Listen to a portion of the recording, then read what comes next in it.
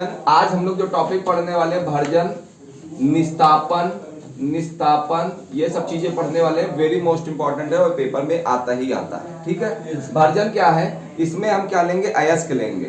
अब अयस्क कहाँ से मिलता है? हमने कहा कि खनिज, खनिज कहाँ से मिलते हैं? भूमि से मिलते हैं। आपने कक्षा 8 में पढ़ा होगा, जितने भी खनिज होते हैं वो कहाँ से मिलते हैं? भूमि से मिलते हैं। और भूमि से जो खनिज मिलते हैं, खनिजों से ही क्या प्राप्त किया जाता है? भैया मैंने कहा खनिज मिलता है आपको भूमि से। ठीक है, और ये जो आपको भूमि से मिला और खनिज को कहाँ, अयस्क कहाँ से मिला आपको? खनिज से। बात समझ में आ गई? तो मेरा कहने का मतलब है कि खनिज जो है भूमि से मिले और अयस्क कहाँ से मिला? खनिज से मिला। तो अब ये बात समझिएगा, इसमें अयस्क को लेंगे और अयस्क को इतना गर्म करेंगे वायु की उपस्थिति में। किसकी उपस्थिति में? वायु की उपस्थिति में। फिर से समझिएगा, अयस्क को वायु की उपस्थिति में इतना गर्म करो कि वो पिघले ना। क्या हो? अयस्क को, जो अयस्क ले रहे हो, जो भूमि से निकले हुए खनिज हैं, उन खनिजों से जो आपने अयस्क अलग किया है, जो कल अयस्क अलग करे थे, अयस्क का सांद्रण किया था कल। ठीक है, आप तीनों को छोड़ के बिटिया। ठीक है, तो अयस्क के सांद्रण में क्या है? अयस्क जो प्राप्त हुआ है उसको वायु की उपस्थिति में इतना गर्म करो कि उसमें से क्या हो? पिघले ना। यानी हम इस पेन को इतना गर्म करें कि ये पिघले ना, इतना ताप दे और इसमें से क्या हो? नमी पूरी निकल जाए। मेरी बात समझिएगा? हाँ है नहीं, अंदर की बात नहीं है। हम उसको इतना भट्टी, इसमें कौन सी भट्टी यूज करने वाले हैं हम लोग? परावर्तनी भट्टी। बहुत सारी भट्टियां होती है, अब तो आपके कोर्स से हटा दी गई हैं। परावर्तनी भट्टी, या इसको कहते हैं हम एक वात्या भट्टी। ठीक है, ध्यान दीजिएगा। मैंने फिर से, ये भट्टी कैसी होती है? मतलब ये भट्टी मतलब थोड़ा चौकोर टाइप की होती है, अयस्कों को पिघलाया जाता है ज्यादा ताप पे। मेरी बात समझो, मैंने कहा भर्जन को ज्यादा कंफ्यूज नहीं होना है। आपने क्या कहा? मैंने कहा अयस्क को किसकी उपस्थिति में? वायु की उपस्थिति में इतना ताप दो कि वो क्या ना हो? पिघले ना। ठीक है, इतना ताप दो और क्या हो? पिघले ना, और उसमें से क्या निकल जाए? नमी निकल जाए। वो क्या कहलाता है? भर्जन कहलाता है। और भर्जन की क्रिया हमेशा याद रखिएगा बिटिया, वायु की उपस्थिति में होती है। किसकी उपस्थिति में? वायु की। याद हो गया? ठीक है, तो आप बोलोगे सांद्रित अयस्क को, सांद्रित अयस्क को इतना गर्म करो वायु की उपस्थिति में कि वो पिघले ना और उसमें से नमी क्या हो? निकल जाए। वो क्या कहलाता है? तो चलिए इसको लिखते हैं। भर्जन हेडिंग डालिए, भर्जन हेडिंग डालिए। भर्जन बोले बिटिया? Yes sir. ठीक है, चलिए लिखिए। बिटिया का लिखिए, सांद्रित अयस्क को, सांद्रित अयस्क को वायु की उपस्थिति में, सांद्रित अयस्क को वायु की उपस्थिति में,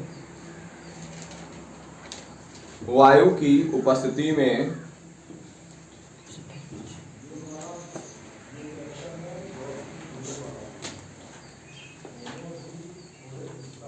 वायु की उपस्थिति में उच्च ताप पर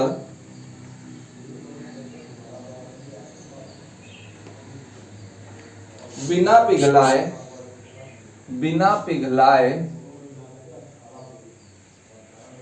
बिना पिघलाए गर्म करना क्या कहलाता है? भर्जन कहलाता है। याद हो जाएगा? देखिएगा, अब हमारा, देखिए हमारा मेन लक्ष्य क्या होता है कि हम शब्दों को या किसी चीज को लिखवाएं तो बहुत कम शब्दों में लिखवाएं और आप वो चीज आसानी से क्या करें? याद करें। ठीक है, अभी इसी चीज को मैं चाहूँ तो बिटिया यहाँ किताब के अनुसार लिखाऊं तो मेरे ख्याल से आपका आधा पेज भर जाएगा, तो उसका कोई औचित्य नहीं है। जब हम अपनी बात को इतना कह सकते हैं कि वायु की उपस्थिति में सांद्रित अयस्क को बिना पिघलाए गर्म करना क्या कहलाता है? भर्जन कहलाता हो गई, है ना? नहीं लिख सकते आपने अभी बताया था। हाँ, वो क्यों नहीं लिख सकते? मगर हमने आपको बहुत कम शब्दों में आपको बताने के लिए बता दिया है। ठीक है, आपको सीधे क्या कहना है?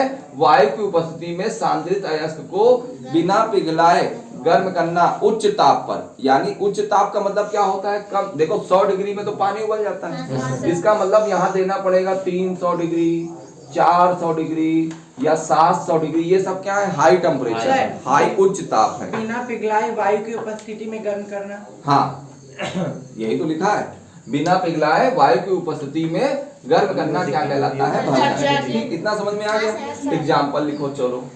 ये हो गया फेरस, ये हो गया फेरस सल्फाइड। Fe को बोला फेरस, S को क्या बोला? सल्फाइड। याद करने का तरीका बताएंगे। Fe को बोला फेरस, S को क्या बोला? सल्फाइड। और इसको क्या करेंगे? ऑक्सीजन की उपस्थिति में क्या करेंगे बिटिया? हम लोग गर्म करेंगे। क्या करेंगे? गर्म करेंगे। तो ये देखिएगा बिटिया क्या बन जाएगा? Fe तुरंत ऑक्सीजन से क्रिया करेगा, FeO बनाएगा। ये बन गया। Fe को अभी क्या बोला है? फेरस। और O को बोलोगे ऑक्साइड। क्या बोलोगे? ऑक्साइड। और इसी जगह ये सल्फर क्या करेगा? ऑक्सीजन से क्रिया करेगा और क्या बनाएगा? Sulphur dioxide. दो को क्या बोला? डाई। ओ को क्या बोला? ऑक्साइड। Sulphur di oxide. हो गया कि नहीं हो गया?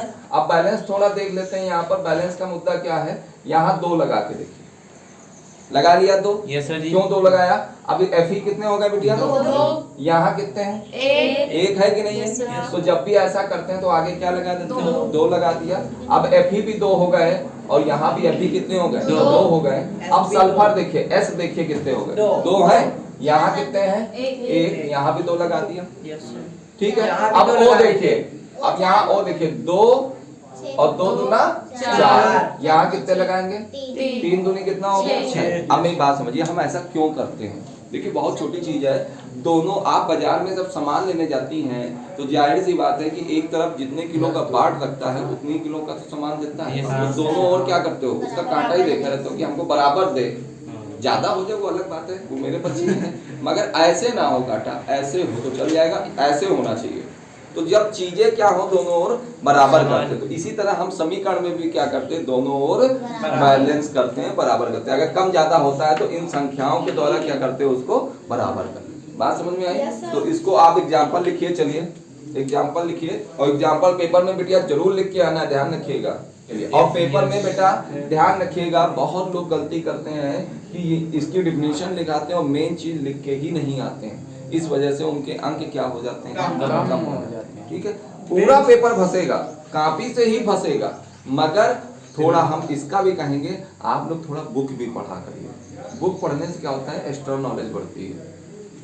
ठीक है, मेरे नोट्स सब कुछ आएगा, वो अच्छी चीज है, मगर आपको थोड़ा अलग की भी तो नॉलेज चाहिए अपने जीवन में, वो भी नहीं चाहिए सर। बिल्कुल पढ़िए किताबें। जब किताब पढ़ोगे तो तब आपको भर्जन के विषय में थोड़ा और कुछ जानने को मिलेगा।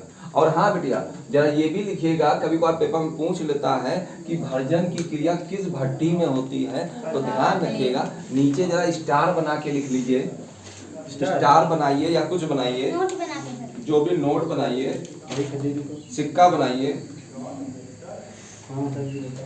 ठीक है, लिखिए, बोले बेटा। हाँ, भर्जन क्रिया बेटिया कहाँ होती है? परावर्तनीय भट्टी या वात्या। 1 नंबर में आपसे क्वेश्चन ऑब्जेक्टिव टाइप के प्रश्न में कर सकता है। परावर्तनीय भट्टी, परावर्तनीयता है, ये ता है, परावर्तनीय भट्टी या वात्या भट्टी। दोनों एक ही चीज है, एक ही, परेशान ना।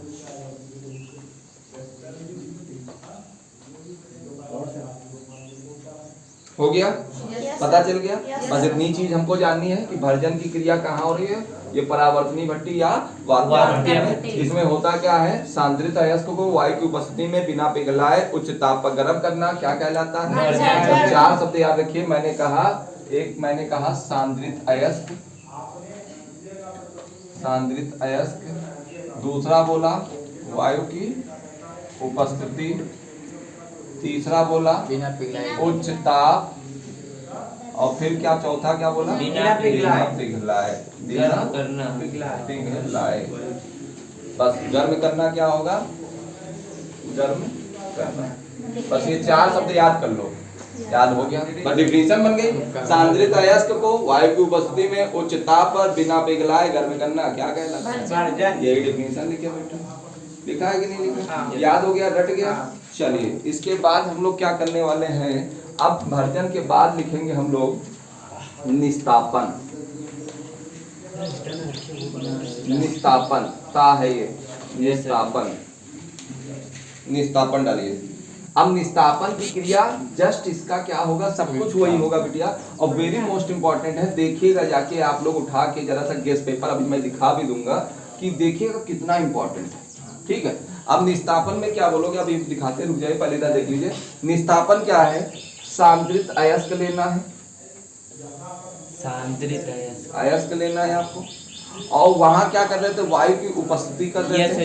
यहाँ क्या करेंगे, वायु अनुपस्थिति, अनुपस्थिति, अनुपस्थिति, ठीक है, पहला पॉइंट। दूसरा पॉइंट और तीसरा क्या है, उच्च ताप और बिना पिघलाए ना, बिना पिघलाए, इसमें भी वही चीज है, पिघलाए, गर्म करना, करना, क्या कहलाता है, निस्तापन। ठीक है। तो क्या बोलोगे, सांद्रित अयस्क को वायु की अनुपस्थिति में उच्च ताप पर बिना पिघलाए गर्म करना क्या कहलाता है, निस्तापन कहलाता है। याद हो गया कि नहीं याद हो गया, तो इसमें वायु की अनुपस्थिति और उसमें क्या है, उपस्थिति है। चलिए लिख लेते हैं बिटिया, सांद्रित अयस्क को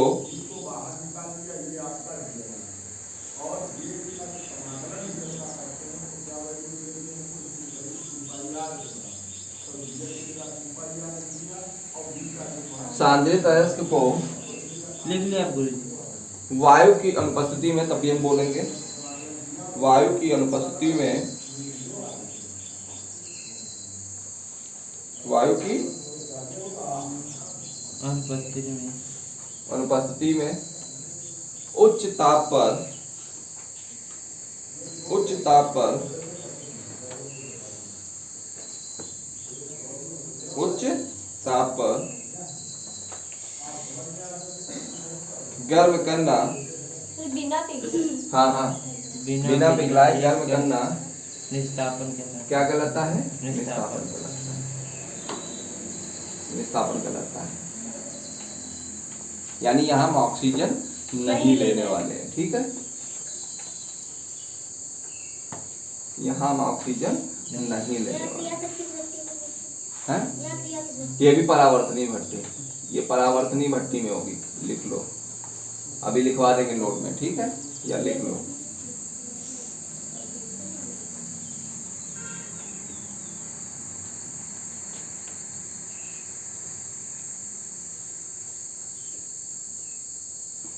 आप देखिए एग्जाम्पल में क्या लिखेंगी, MgCO3, ये क्या है, इसको बोलते हैं मैग्नेसाइट, क्या बोलते हैं, मैग्नीशियम, या इसको बोलते हैं मैग्नीशियम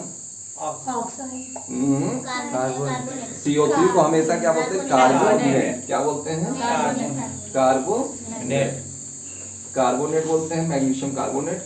और इसको हमने वायु की अनुपस्थिति यहाँ लिख देंगे, वायु की अनुपस्थिति दिखता रहे ताकि अनुपस्थिति पर हम क्या करेंगे, गर्म करेंगे। तो बिटिया क्या होगा, यहाँ Mg और यहाँ कितने O है, 3, एक O इसके साथ आ गया।